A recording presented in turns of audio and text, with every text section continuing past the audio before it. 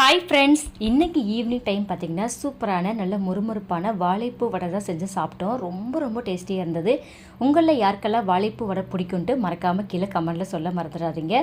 அப்புறம் சாப்பிட்டுட்டு evening time பார்த்திங்கன்னா நாங்கள் ஃபிஷ் பார்க்கு தான் வந்து போயிருந்தோம். ரொம்ப ரொம்ப அழகாக நம்மளுக்கு கண்ணை கவர்ற விதமாக எவ்வளவு மீன்கள் இருக்குது பாருங்களேன்.